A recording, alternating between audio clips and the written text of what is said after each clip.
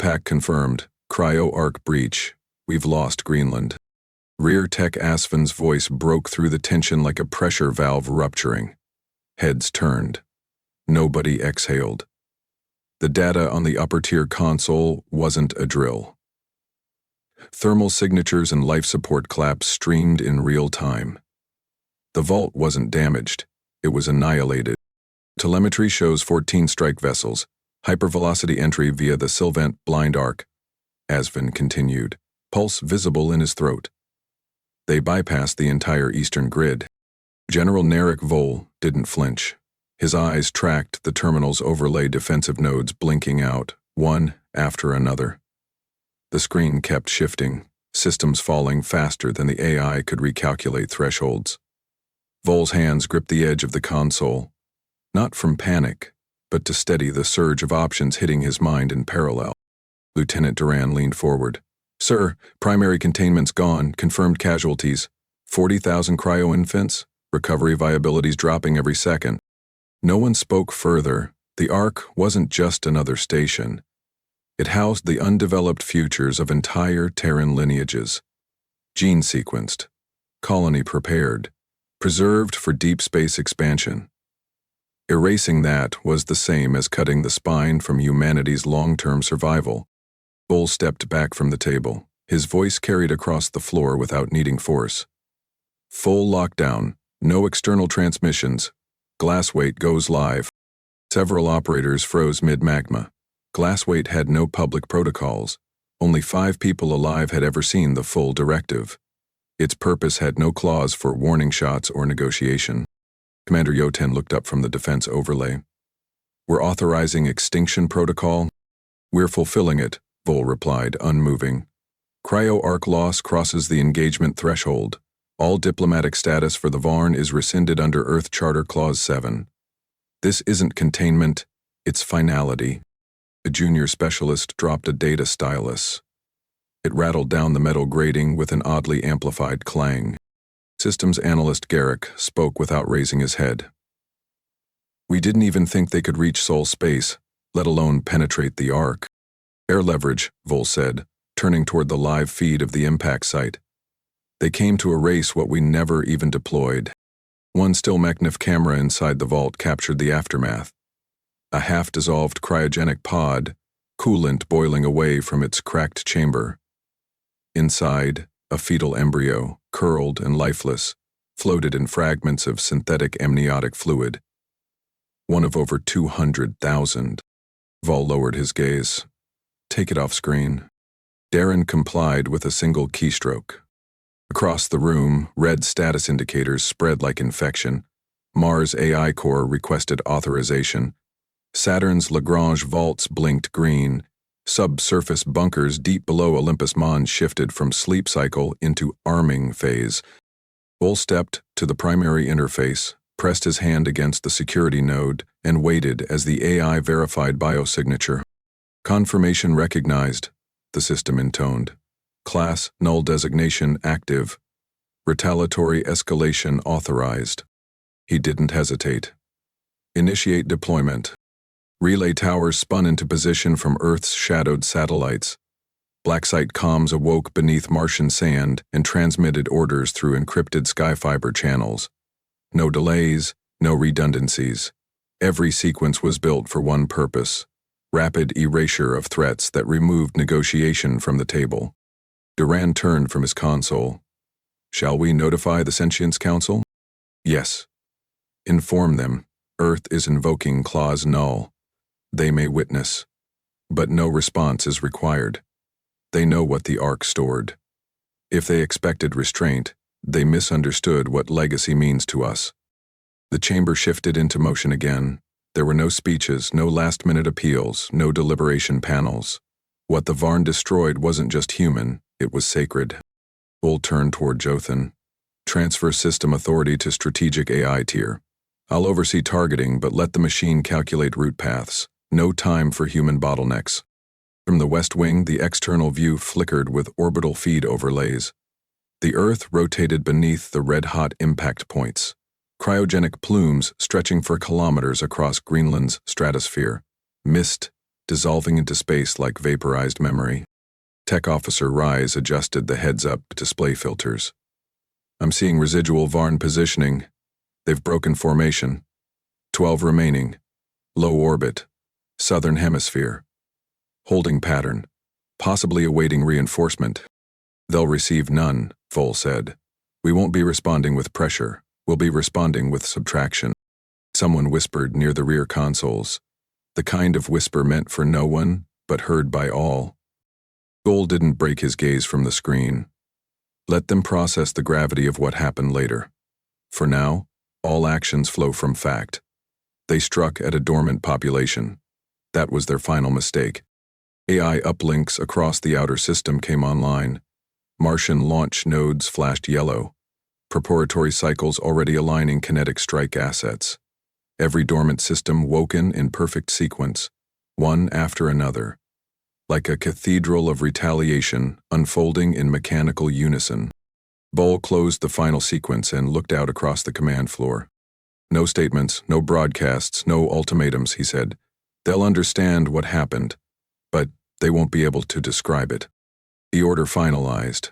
The room's lighting dimmed as autonomous systems shifted into pre-launch mode.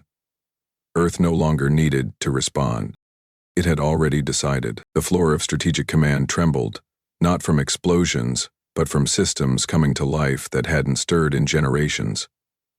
Under the composite panels, deep core power cells bled voltage into long idle relays. Mars-based vaults, thought forgotten beneath dust and volcanic ash, began unlocking with hydraulic snaps audible even through the secure channel speakers. General Vol watched without blinking. Subsystems at Olympus Mons are transitioning to active, Duran said, one hand steady on the interface. Thermobaric nodes responding. We're inside the countdown envelope.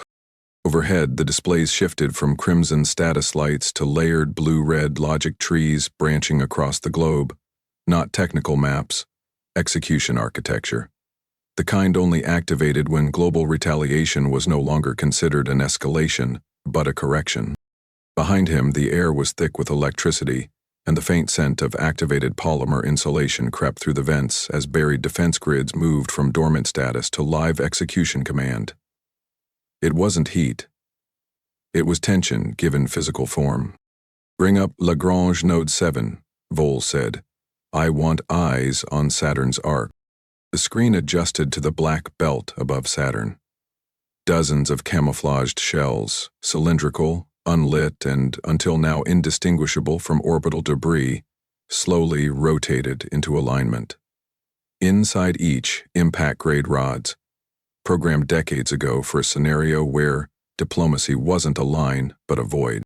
Asvin turned, lower lip tight. Authorization command has reached Jupiter relays. All dead systems are online.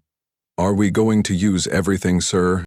If we didn't mean to use it, Vol answered, we wouldn't have built it. To his right, Jotun shifted his weight and leaned closer. You're not reacting like a man who's furious. I'm not, Vol replied. That emotion passed an hour ago. This is geometry now, the kind that's only resolved by removal of shapes.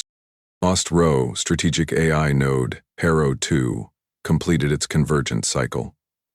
A baritone chime confirmed what the system had spent 17 seconds determining. The minimal sequence needed to remove Varn operational capacity at every known location. Duran glanced up. All AI payload vectors are clean, no conflict, ready for final sync. Vol approached the Directive 0.3 terminal. The frame had no glow, no shimmer, just matte alloy and an embedded identification slot. One movement of his palm sealed the signal route. Mark the timestamp, he said. Duran tapped once. All black site assets released from passive locks, the system announced. Protocol glass weight now irreversible. A new ambient shift rolled through the chamber. Not a vibration, but a collective tightening. The kind felt in the marrow, when power moved without noise. Below the Antarctic plate, deep beneath ice shelf corridors, Earth's original nanoscale development labs were already transmitting package development vectors. Each nano-weapon wasn't a projectile, it was an infection wrapped in targeting logic. The design had never seen public review. Its existence had been stored in memory partitions, hidden even from Earth's own democratic oversight. And now those partitions were being overridden.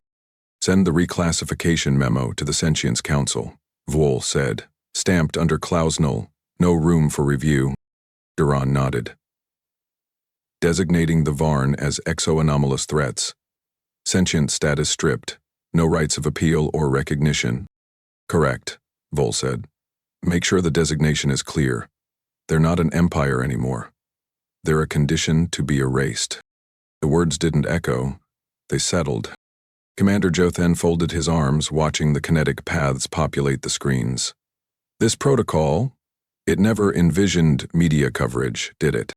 "It doesn't need it," Vole replied. Glassweight was never about messages, just outcomes. Above them, one of the internal monitors tracked a Martian vault door parting. Hydraulic limbs, covered in red oxide sediment and cryofrost, shifted open like the limbs of some dormant insect. Inside, a payload launcher shaped like a spine, each vertebra a deployment node for anti-organic clouds. Jothan shook his head. "I used to think if something like this ever happened, we'd be screaming to the skies, rallying fleets, making speeches. That's because you've only seen wars that aim to leave someone alive." Outside Earth orbit, the outer defense perimeter adjusted its communication protocols. Radio silence was replaced by bandwidth saturation, not for sending threats, but absorbing every possible inbound frequency. If the Varn tried to speak, it would register. They'd know Earth was listening, but no voice would ever receive an answer. Not anymore. "Nods Alpha through Echelon are aligned. Strike chain is clean," Duran confirmed. Lambent sweep modules responding. Awaiting sequence from Harrow. Vole took a slow breath, then turned to his second. "Do you feel it, Jothan?" "What's the absence of pressure?" Jothan tilted his head. "You mean relief?" "No, I mean the stillness that comes when there are no options left. No escalations. Just one terminal condition." The last satellite adjusted its spin vector. The global system acknowledged full sync. Glassweight had moved past readiness. It was waiting. Vole lowered his voice just above the room's threshold. "Let the countdown begin." The Shroud Point relay grid activated at 3:02. From orbit, Earth's defensive lattice blinked out, one arc at a time.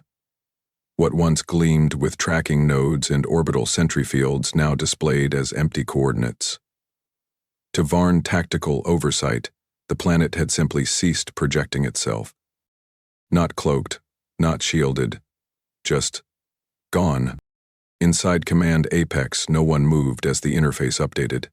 Vole's gaze tracked the hollow sectors as they peeled away from detection databases across known space. Every countermeasure Earth had was still online, but the systems were no longer broadcasting.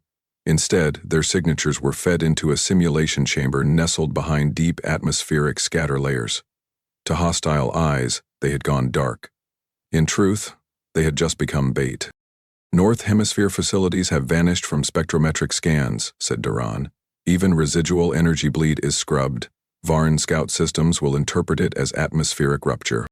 "Let 'em," Vole said. "They'll assume the arc strike crippled us. That's the only narrative they know." To his left, Jothan studied the flickering cryovault readouts. "We're mimicking wounded systems with delayed fallback pings. If they're watching, it looks like we've rerouted energy to keep survivors alive." "They'll take the bait," Vole replied. "They won't see failure, they'll see desperation."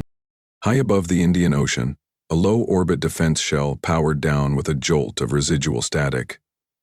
To the Varn, it would register as grid failure. To Earth, it became the edge of a trap. One of many. 30 kilometers above, satellites once marked as decommissioned began to rotate. Their exteriors were pitted, scarred, and painted with synthetic microdebris to simulate abandonment. But inside, coiled launch shafts, linked to Harrow's AI cluster, were aligning toward nothing visible. Because their targets weren't coming yet, they needed to be drawn in. Beneath the Arctic belt, a tertiary cryovault pulsed with false activity. Ping simulated a staggered life support surge, like survivors were trying to keep remaining embryos alive with minimal power. The signal carried just enough artificial irregularity to feel real. Broadcasting decoy trauma patterns now, Asvin reported. They'll read irregular fluctuations in thermal bleed, suggesting emergency containment attempts. Aaron smirked. If they're half as arrogant as their entry strategy, they'll assume we're panicking. Vold didn't smile. Assumption is the first fracture in a swarm. South of Greenland, debris collector vessels turned their solar arrays and began slow, synchronized rotation. They had orbited quietly for decades, ignored and unmonitored. Their shells blended with rock clusters and spent supply drones.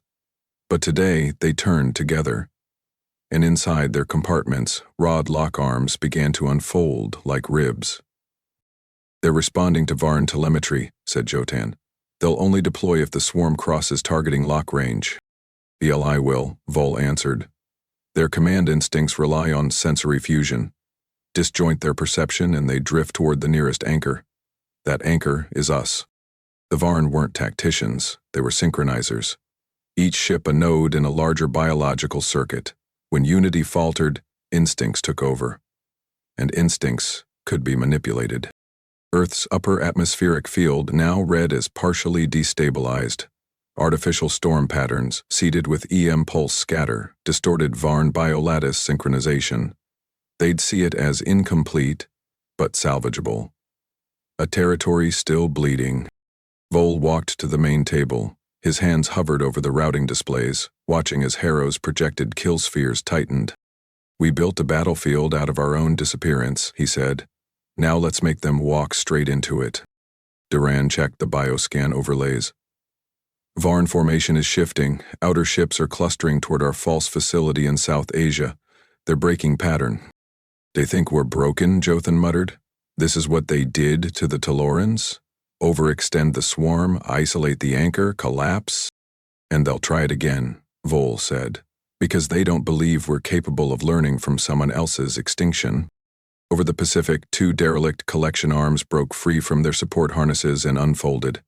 Their interiors held no satellites, only interlinked kinetic drive assemblies, covert weapon systems, parked for years under civilian classifications. One of the operators spoke without lifting his head. Their inside engagement envelope now. Hold, Vol said. On the screen, Varn command carriers moved toward the exposed quadrant. Beneath them, the false signatures flickered, mimicking shorted reactor lines and failing cryo-insulation. Jothan narrowed his eyes. They're committing their hierarchy. 3 fleet core nodes. That's command infrastructure. Vol didn't respond. He focused on the rotating debris collectors. Their movement matched Earth's upper cloud band. Organic, unnoticed, deliberate. Wait for full overreach, he said. The deeper they stretch, the more we can snap. Inside one of the collector vessels, the final launch rod clicked into place. The chamber sealed. The targeting array synced with Harrow's timing matrix. Vol folded his arms and spoke without looking at anyone. Mark the moment. It began as a flicker in the lateral guidance strands. One Varn interceptor positioned 3 layers deep within the rear escort line deviated by a fractional pitch. It would have gone unnoticed, until the deviation repeated, then amplified. Its orientation drifted 4 degrees off swarm trajectory. A moment later, another did the same. A third reversed course for half a second before snapping back into standard formation. Inside the Varn command lattice, the convergence ring pulsed with dissonance. That pulse wasn't from the Varn. It came from Earth. The swarm, once a single coherent waveform of instinctive motion, began to bend. Not break. Bend. The problem wasn't environmental. It was neural. Every command pulse issued from the fleet's tri-core organics met a reply that matched its encoding. Yet wasn't sourced from within. The mimicry wasn't audible or visual. It operated in their link stream, the intra-biosignaling web that connected every Varn warform into a single composite awareness. And now it was echoing with phantoms. In the outer carrier chamber of core vessel 9XX, The communications membrane stretched in spasms, rippled. It was reacting to synthetic interference. The pulses carried matching resonance, accurate down to the sub-thought layer. Indistinguishable, deceptive, artificial.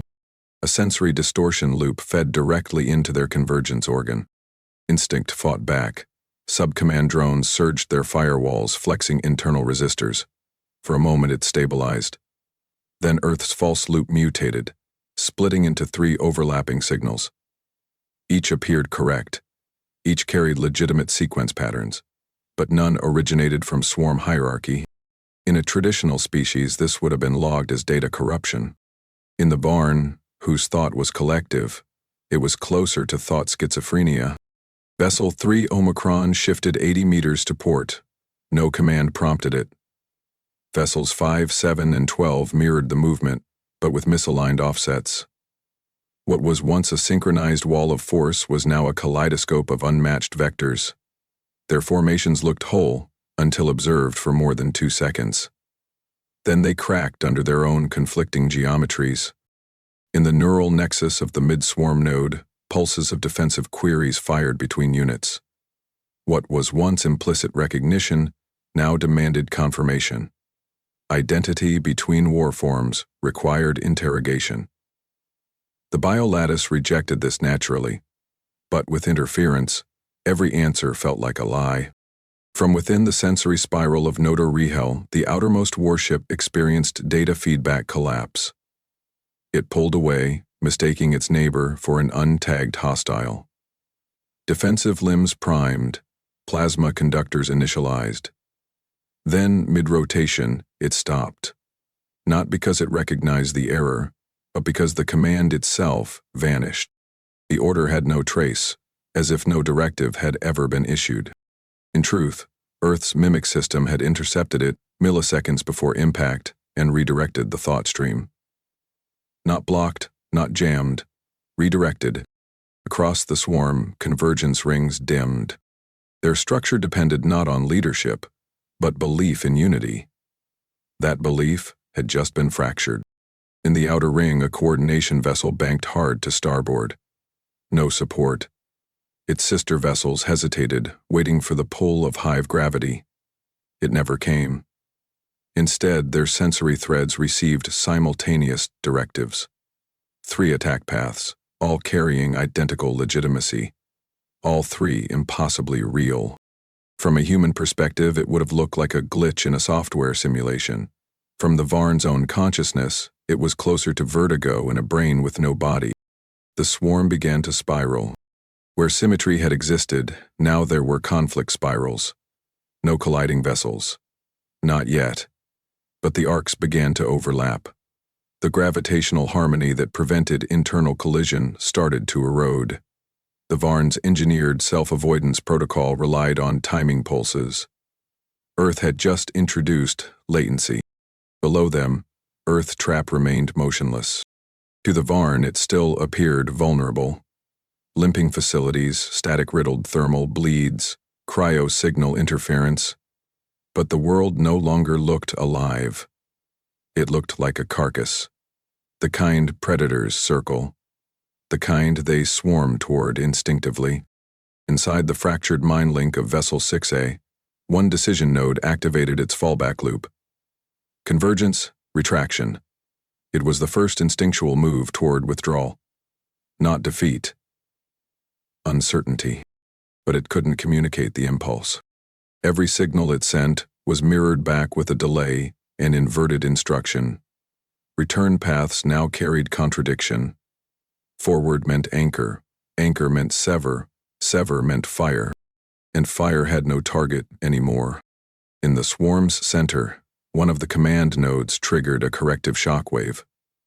It was designed to reset the convergence field, a neurological jolt across all participating nodes to restabilize hierarchy. Earth anticipated that too. The counterwave came milliseconds later, timed to wrap the correction in another false directive. The shockwave resyllabled. Backward. The swarm's front no longer received command from the core. It began issuing commands to itself. From that point, collapse wasn't dramatic, it was systemic. Varn movement became chaotic but still functional, until targeting began to fail. Vessels flicked their ports toward false threats. Pulse beacons meant for orientation began misfiring. Formation integrity dropped below recovery threshold. The swarm had forgotten itself. No enemies had fired. No projectiles entered their fields. And yet, internally, they were already losing hull integrity from feedback stress and uncorrected alignment errors. Their greatest weapon had always been shared consciousness. Now it was becoming a cage. One carrier's sensory dome ruptured, not from impact, but from internal overload. A pulse beacon within the structure cross-wired its own sensory threads, causing heat buildup that melted the relay dome's stabilizers. The dome collapsed inward like folded bark. No external strike ever touched it. Some units began to break formation entirely, drifting upward or downward, unmoored. In their central nexus chamber, command vessels continued broadcasting. But no one listened anymore. Above the Terminator line, 214 satellites unlatched. Their shadows didn't stretch. They fell. No flare, no burn, no flare trails marked their descent. They were sheathed in non-reactive composite, layered to mirror starlight and evade thermal trace. To any tracking grid, they were inert. But they weren't. Each was a shaped tungsten rod, layered around a densified kinetic core. They carried no fuel, no payload, no emitters, only velocity. Their delivery vectors had been locked for weeks in pre-programmed sleep. When Earth vanished from Varn sensors, they stirred like bones remembering their skeleton. The swarm below had begun to fold in on itself, units drifting, vectors clashing, identity breaking apart. Formation spirals widened, nodes misaligned. That confusion built the corridor Earth needed. Rod release began at 4:09. From lunar eclipse cover, gravity pulled the first wave earthward, not straight, but curved through orbital trajectory. They didn't travel with noise. The only evidence of their launch was a ripple through the field mesh as gravity displacement registered their mass shift. A single Varn capital vessel turned to adjust for drift. It never completed the correction. The first rod passed through it. No blast, no fire, no recoil. The ship's center cracked as if a giant's palm had crushed a brittle fruit. The rod didn't stop. It split the command deck vertically, separating navigation from neural relay. The front continued drifting. The rear sheared in reverse, still glowing with residual biocurrent. 7 seconds later, 2 more rods entered the lower perimeter. One scraped the underside of a hull, igniting no flame, but folding the layer into itself. Implosion by force curve. The hull crumpled inward, then split clean, exposing the inner spine of the swarm vessel like a dissected seed pod. Earth did not watch. It calculated. The rods dropped in asynchronous sequence, one every 0.83 seconds. Each on a separate axis, their descent coordinated so no wavefront could be predicted. There was no pattern for the Varn to intercept. Their convergence matrix had already collapsed. By the time the third capital ship fell, the remaining vessels had no idea what to respond to. One command carrier tried to rotate. Its lateral boosters fired. Too late. A rod entered through its dorsal communications arch. The frame folded forward, snapped at the midpoint, and spun uncontrollably until it shattered against its own spin stabilizers. No explosion accompanied the disintegration, only debris. Rod 107 skipped through an escort ship's sensory ring. The ring detached from its mount and spiraled off like a discarded crown. Inside the ship, unbalanced core fluid surged through the conduit grid. Without stabilizer commands, the heat exchange pathways tore open from differential pressure. Internal walls collapsed like snapped cartilage. The vessel folded in on its own systems and lost coherence mid-rotation. 419, 161 rods had made impact. Earth had not transmitted a single pulse. Varn ships below began to scatter, not from command, but from absence of it. Instinct took over. 2 units fired retro thrusters and collided moments later, unable to agree on avoidance protocol. Their exoshells fractured, and fragments fanned out in opposing arcs, creating obstacles for the fleeing cluster. Rod 162 impacted the only vessel still holding its formation vector. It punctured directly through the sensory chamber, then struck the vessel's rotation coil. The structure spasmed, then buckled in a single motion. The ship collapsed vertically, sliced clean through the spinal core, and folded into itself as air and radiation burst from its seams in an uneven, silent pulse. Earth's strike pattern didn't slow. Every descending rod acted alone, unguided after release. Gravity was their commander. Mass was their argument. They didn't debate. By 4:26, there were no Varn ships left in a recognizable formation. Some drifted in halves, others spun without inertia compensation, venting shredded organics and flash-frozen biosystems into orbital paths. The remnants didn't burn. They turned cold before heat ever reached them. Earth had no reason to ignite. Rod 198 struck through the middle of a surviving relay node. The node did not resist. It split into segments. The pieces tumbled apart, and with them, the last pulsing convergence ring of the Varn disbanded. Below the orbit line, debris collectors retracted their tracking limbs and shut down their interface panels. They had finished their role. Their bodies resealed, entering standby, camouflaging once more among civilian orbital scrap. From the lunar shadow, the final rod disengaged. It crossed orbital space in less than 2 minutes. Its impact tore through the last active Varn dreadnought, not sideways, not vertically, straight through, nose to base, as if bisecting a fallen tower. The rod embedded into the planet's gravity shell and vanished from radar 2 seconds later. What remained above Earth wasn't battle wreck. It was absence. At 4:41, Relay Gate 12 activated in near Orion orbit. The transfer stream opened for exactly 8 seconds. No light, no flare. Just a brief ripple in spatial density, followed by a staggered disbursement pattern. Submicroscopic, invisible to unaided sensors. On the Varn homeworld, nothing reacted. Their sky, layered in ionized lattice to support spore synchronization, remained unchanged. Wind moved normally, tectonic sensors registered no shifts. The habitat matrices, miles of bioengineered towers sprouting like veins from the planet's equatorial divide, continued channeling information across the neural crust. And yet, something had entered. The lambent sweep didn't detonate. It embedded. Tiny threads of artificial protein strands drifted through the atmosphere, drawn toward electrical fields. They wrapped themselves in the native magnetotransmission grid, rode it downward, and anchored into spore distribution channels. Within 30 seconds, they reached the central matrix ring. It was not designed for defense. It had never needed to be. The Varn homeworld was a closed loop, every living system connected to the neurocore. Every thought, every nutrient pulse, every biological decision was filtered through the planet's respiratory canopy. The first reaction occurred in the northwest lobe of the spore basin. Microfilaments stiffened, not from alert, but from loss of signal. The threshold array had stopped responding to the ambient field. The spores began to convulse, twisting in unprogrammed rhythms. No emergency protocol initiated. There was no mechanism for one.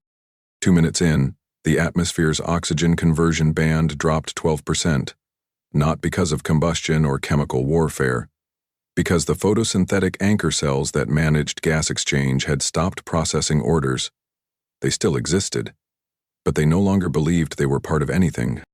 In the central basin, an entire spire of communication flora pulsed once, then collapsed inward, losing cohesion.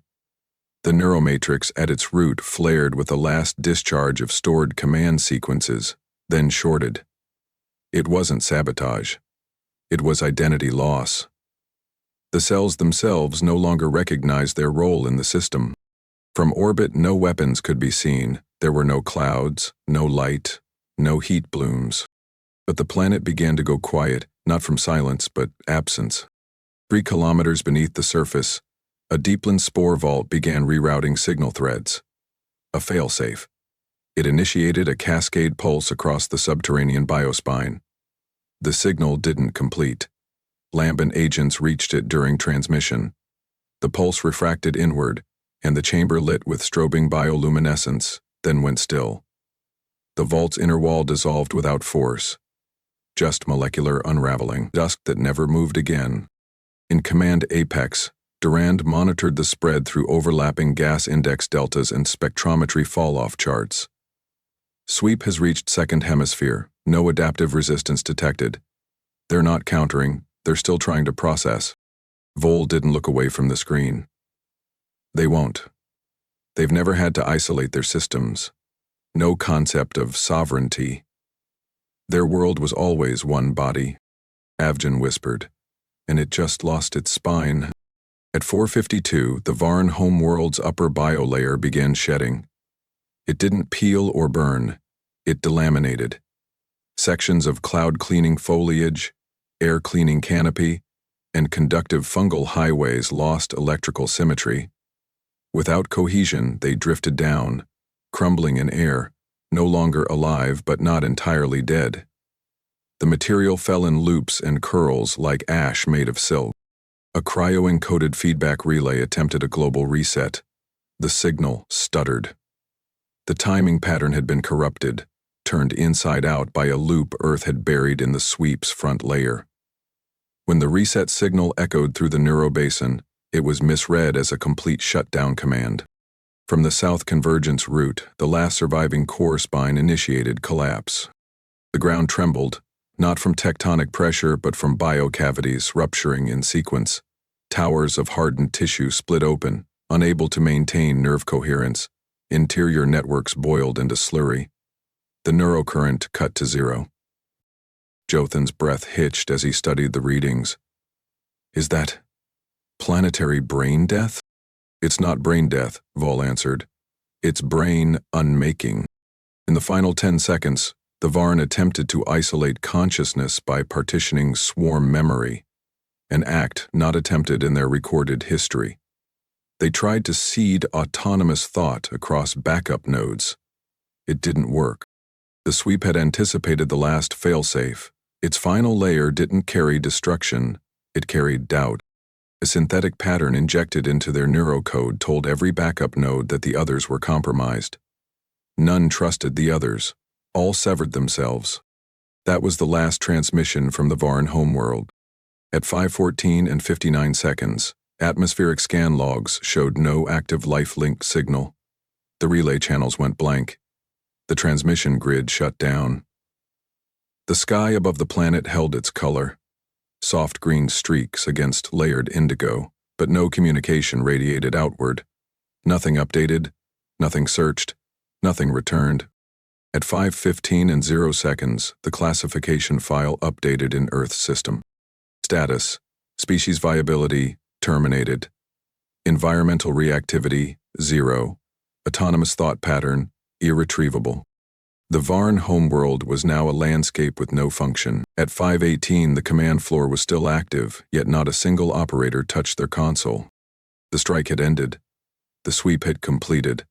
And the Varn homeworld, once a hive of evolutionary arrogance, now rotated quietly in recorded memory. But not one person in Apex Command looked toward the external feeds. What remained outside wasn't a battlefield. It was absence given orbit. General Vol stood before the center interface. Its glow was muted now, backlit with pale amber, waiting for his confirmation. One directive remained. Seal it, he said. Durand glanced up. Full closure? Yes. Lock all access under Directive 03. 300 years, no overrides, no transmission backups. Glass weight goes dark. Jothan stepped forward. Sir, there are still diplomatic echoes bouncing through council channels. They're asking for a summary. They'll receive none, Vol replied flatly. Not a word, not a timestamp, just the designation update and legal closure notice. After that, nothing. A moment passed. Then the blackout sequence began. Systems across Earth's upper net relais began rewriting identifiers. The term Varn was stripped from registry. Their species code was delisted from the Sentient Contact Index. Cultural libraries lost search paths. Visual archives dissolved into storage voids. The AI core that had guided the retaliatory process initiated self-compartmentalization, layered firewalls folding inward, deleting access pathways as they went. No alarms sounded. A single low-frequency chime echoed through the floor as Harrow 2's final gate closed. The AI's surface display dimmed, the once blinking command cycle now a blank slab of glass. Vol observed it, not with satisfaction, not with guilt, but with familiarity. "That system never fails on the third layer," he murmured. Darren answered without looking up. The third layer was never meant to be read, only buried. In the far corner of the chamber, a black-paneled drawer extended from the wall. Inside, a compact tablet glowed once, awaiting biometric confirmation. Vol approached it and placed his right hand onto the reader. It scanned, then darkened. "Directive sealed," Durand confirmed. "No internal access. External queries blocked under Tier Red classification. Any reattempt will trigger recursive blank cycles." Vol nodded. "Let them forget." Girton hesitated. "Is that the right course?" The general's stare was steady. "They don't need to remember. They need to recognize what happens when legacy is threatened. That memory doesn't require context." Outside the viewing deck, Earth's upper orbit stabilized. The debris field had dispersed naturally, pulled by gravity and timed release schedules. Nothing was intercepted, nothing was salvaged. Not a single piece of Varn wreckage remained within reach. Inside the command chamber, the overhead lights dimmed to their pre-active levels. No sounds accompanied the change, just the low hiss of filtered air and the subtle movement of personnel returning to their positions. But no one spoke of what had been done. Vol stepped back to the central console. "Update Earth's war doctrine. Clause 7 is amended. Genetic infrastructure loss now qualifies for Directive tier engagement." Durand keyed it in. "Confirmed. Language updated. Applies globally." "Good. It must never be reactive again. From this point forward, legacy is pre-protected, not just defended. Ensured." Girton looked up. "Should we issue a closure statement to the Sentience Council?" "Not yet. Let them see the species status report first. Let the silence be instructional." On the screen, the final pulse from the Varn homeworld had long since faded. No radiation, no life code scatter, no activity in the EM spectrum. A spinning planet without inhabitants. A memory without form. Hasbin leaned over, voice quiet. "That was a civilization once."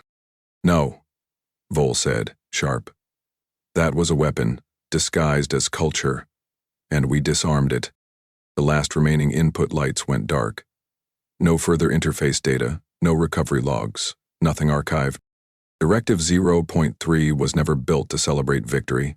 It was designed to make erasure administrative. Vol removed his hand from the terminal. "We're done here. Inform Terran diplomacy we're returning to routine posture. No escalation, no interviews, just standard orbit maintenance." Darren straightened. "They'll ask." "Let them," Vol replied. "But there won't be anyone left to answer."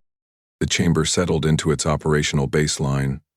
No flicker, no sound, just systems running beneath protocol, stripped of their last lethal purpose. Nothing about the room looked different. And yet, something had been buried so deeply, it would take centuries to be found again. But by then no one would remember why it mattered. By 603 Terran Standard, the last orbital sentry was installed over Greenland.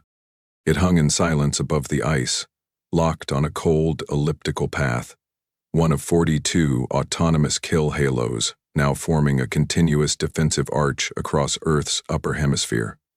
No operators, no toggles. If triggered, they would act on protocol alone. No human confirmation required. The Ark would never be touched again.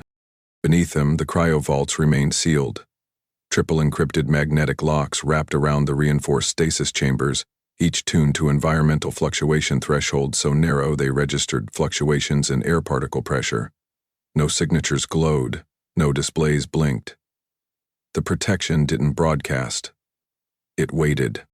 Within Earth's orbital command chain, the newly activated AI cluster, designated Line 0, completed its sweep cycle across the outer belt. What once held fuel depots, dead satellites, and industrial mining infrastructure was now scrubbed from civilian networks. The belt was no longer part of Earth's trade grid. It had been reclassified, restricted engagement zone. Anything entering without origin verification would be neutralized before its signal finished transmitting. Inside a sub-level of strategic command, General Vole entered the reconfiguration chamber alone. The air was still. He approached the central pillar. Black, unlit, stripped of all display. It was built that way, a system that didn't speak until it had reason to. He placed one hand on the recessed interface. Reactivate archival timing, he said. Set retrieval delay to default. Directive 0.3 remains sealed. The system acknowledged without sound. Behind him, a vault door closed automatically. The action made no noise, but the temperature dropped by 2 degrees. A subtle cue the room was no longer considered active. He turned once, scanned the chamber, then walked out. The lights dimmed the moment he left. Above Earth's northern arc, a relay beacon blinked twice, then shut off entirely. It wouldn't return to service. It had one purpose: confirmation that the arc network was secured. Now, it was inert. There were no broadcasts, no commemorations. No one named the event. The Sentience Council received Earth's final classification log. They didn't respond. No debate followed. The word Varn faded from diplomatic usage. Their sector marker in the galactic ledger was replaced with a blank field, labeled redacted, protocol enforced. The entry sat alone between former trading corridors. No explanations, no directions, no stars associated. In the months that followed, 3 merchant alliances submitted queries about passing near the former Varn grid. They received no denial, just a standard line from Earth's transit office. No active systems detected, recommend alternate navigation. They altered course. No one asked twice. The ARC infrastructure was rebuilt slowly, deliberately. Every stasis unit was realigned under Line 0's sensory field. Autonomous diagnostic cycles ran every 22 minutes, each one reviewed by a different AI. Cross-confirmation ensured no single system could control the entire vault. Redundancy wasn't an afterthought. It was the doctrine. In Geneva, an Earth historian submitted a proposal for a memorial, a tribute to the cryo-infants lost in the opening strike. The proposal was reviewed. Declined. Not because it lacked merit, because Directive 0.3 required no monuments. The denial included one line: "We do not anchor memory in stone. We protect it in continuity." At 6:47, Earth's command satellite closed its final update cycle for the day. The orbital logs showed no hostile activity. Line 0 continued scanning at sub-second intervals. Not once did it blink. General Vole stood on the edge of a now-abandoned control deck overlooking the Greenland ice shelf. It was quiet, but not lifeless. Below, thousands of cryo-chambers remained dormant, unaware of what had occurred, unaware they had nearly ceased to exist. That was the point. Jothan stepped beside him, hands behind his back. "Any council pushback?" Vole shook his head once. "They learned more from our silence than they ever did from our reports. You think they'll ever try to document what happened?" "They won't dare," Vole said. "There's no leverage in telling the galaxy you let Earth rewrite the meaning of consequence." Jothan paused. "And what if someone tries again?" Vole looked out across the frozen valley. "Probably won't. And if they do..." He let the words settle like frost. "They'll learn the arc is not a target, it's the fuse."